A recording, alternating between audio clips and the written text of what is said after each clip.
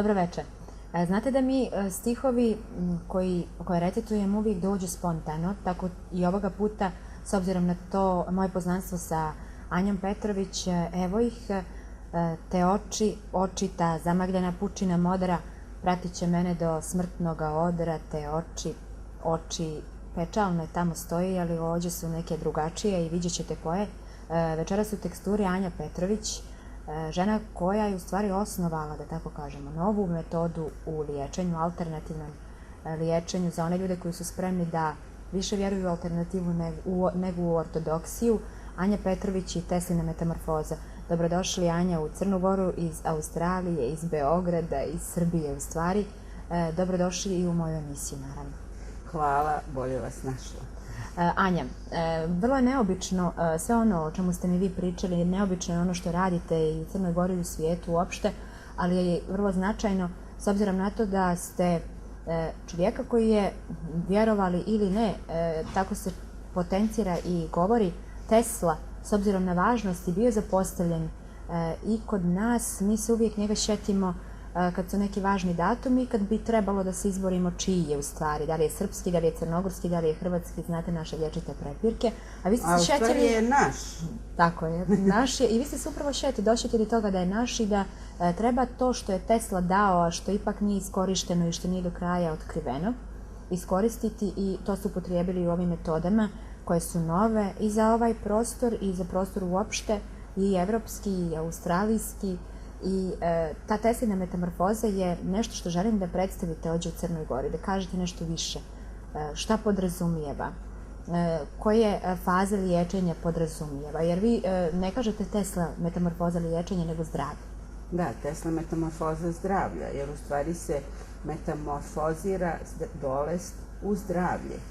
A ja ne mogu da kažem da sam ja došla na ideju da stvorim jednu novu metodu lečenja i da stvorim Tesla metamorfozu koja koristi Tesline frekvencije koje su različite od hercijanskih, koje postaju jače sa distancu.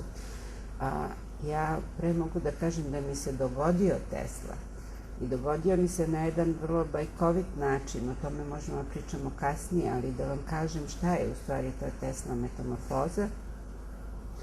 To je metoda lečenja u kojoj se koristi Teslini talasi, a ti Teslini talasi su karakteristični i različiti od hercijanskih zato što postaju jači sa distancu. I kako se oni koriste? Ovde nema nikakvih mašina. Mi, praktičari Tesla metamorfoze, koristimo te talase direktno iz, kako je Tesla nazivao, aktivnog etera. Tesla je govorio, postoji nepresušan izvor energije svuda oko nas i mi možemo direktno da je koristimo. I eto, upravo tako se koriste ovi Teslini talasi i koriste se za metamorfozu zdravlja. Znači, postoji jedan oblik lečenja koji mi nazivamo Tesla metamorfoza zdravlja, gde dolazi do zaista za ortodoksnu medicinu neverovatnih izlečenja. Možemo govorimo o izlečenjima od raka, od lupusa, od AIDS-a, viside, kako se to popularno zove, od čak, postoji moje lično iskustvo sa izlečenjem od urođenog deformiteta. Recimo, devojka je imala urođeno deformisan grudni koš, jedna strana grudnog koša je bila daleko manja nego druga i kičma iskrivljena zbog toga. I nakon 3 seanse i Tesla metamorfoza svetlosnog tela, kada je otišla kod svog lekara, on je bio zaprepašen. To možete da čujete ako odete na moj website teslametamorfosis.com, kako majka te devojke govori kako je doktor njene ćerke bio zaprepašćen, da je samo u roku od 2 meseca, kako je on posljednji put video, ta strana grudnog koša izrasla da bi se izjednačila sa drugom i kičma se skoro sasvim ispravila. Dakle, zaista koristeći ovu metodu lečenja možemo da pomognemo ljudima da dostignu izlečenja koja su u ortodoksnoj medicini nemoguća i što je još važnije, a ta izlečenja se dešavaju vrlo brzo. Posle treće seanse je uglavnom jasno da li ima značajnih promena ili ne i u velikoj većini slučajeva 3 seanse je dovoljno, što znači da praktičar ne povlači nekoga na 10, 15, 20 seansi, a da mi ne znamo da li ima nekakvih rezultata ili ne. To je kad govorimo o Tesla metamorfozi zdravlja. Po meni lično mnogo veći značaj ima drugi aspekt Tesla metamorfoze, a to je Tesla metamorfoza svetlosnog tela, koja potpomaže da se inicira opšti razvoj, da se inicira razvoj na fizičkom, mentalnom, psihičkom, emocionalnom, spiritualnom planu. Ono što je najznačajnije u tome je razvoj svijesti i pročišćenje duše. I to je upravo ono što ta dva aspekta, razvoj svijesti i pročišćenje duše, razlikuju ovu metodu od svih metoda za koje ja znam. Znači, ne govorim da ne postoji takva metoda, ali ja ne znam ni jednu drugu metodu koja potpomaže. A u suštinskom obliku, da tako kažemo, što u stvari podrazumijeva ta Tesla metamorfoza zdravlja i Tesla metamorfoza svjetlosnog tijela? Što vi činite? Koje to tačke u ljudskom tijelu pronalazite, na koje utičete, iz kojih pokušavate da isijate tu energiju koja je potrebna da bi neka ćelija u našem tijelu ozdravila? Ovo sve što se dešava u stvari prevazilazi naš logični um. Ovdje je očigledno neka viša inteligencija na delu. Jer ja kada radim lečenje, ja se igram kod dete u pesku, ja osluškujem svoje ruke i to je to. Međutim, medicinski je utvrđeno i naučno je utvrđeno da svaka živa ćelija zrači svetlost.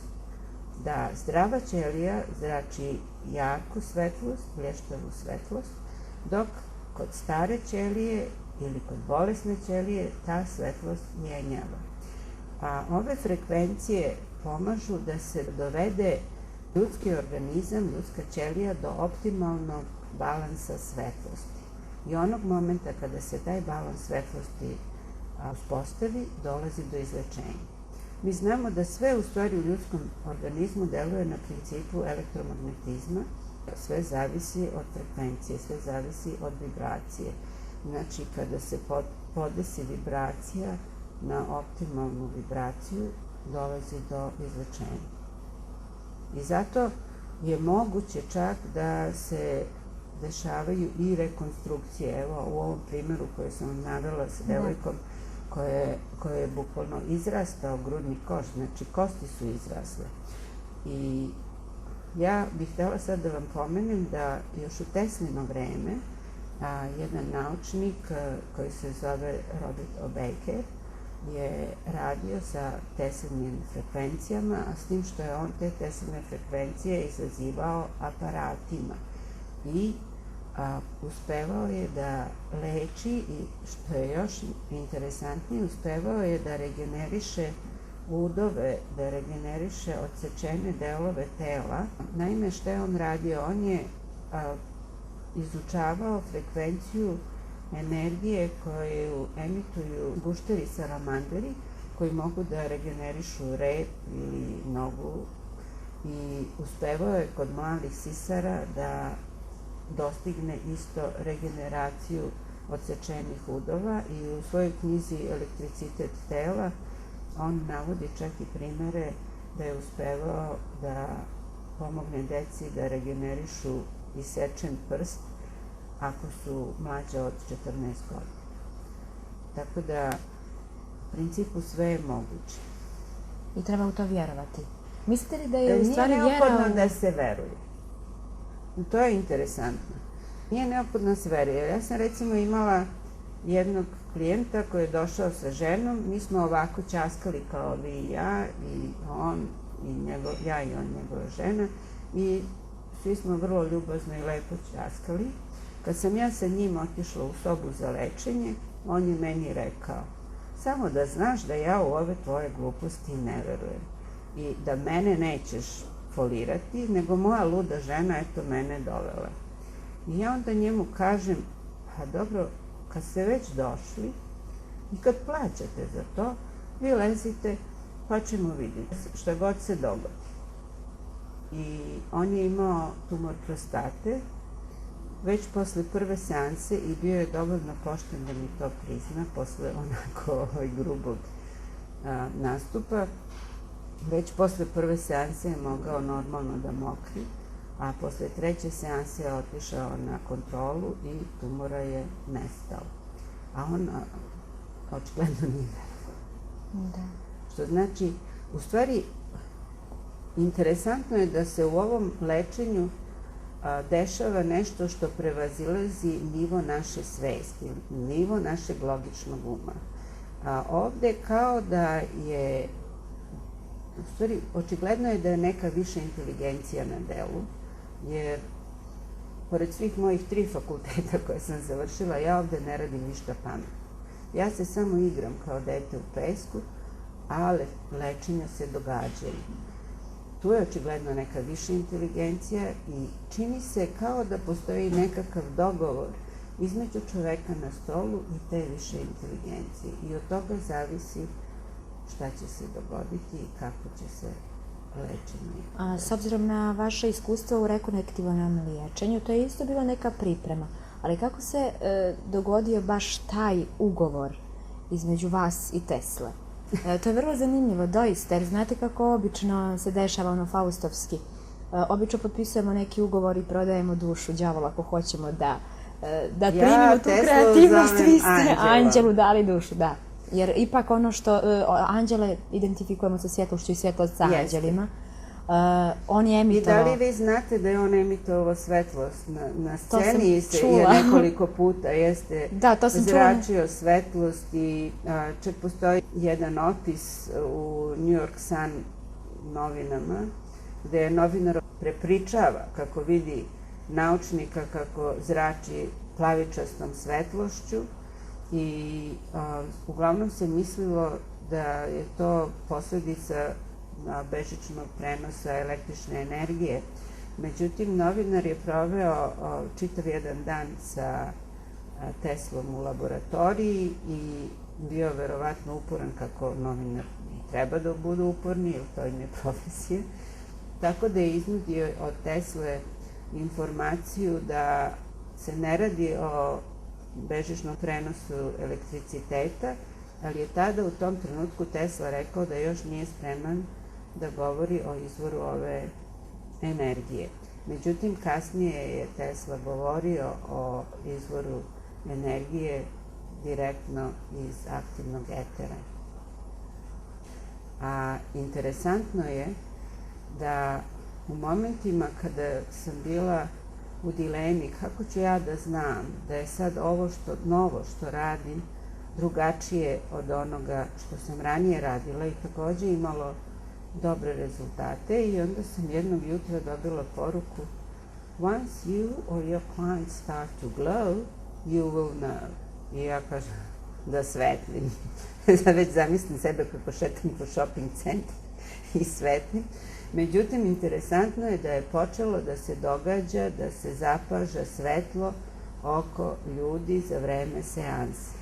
I sad na ovom seminaru u Podgorici isto su studenti imali prilike da primete svetlo koje se vidi oko nogu, oko glave, oko ruku ljudi koji su na stolu.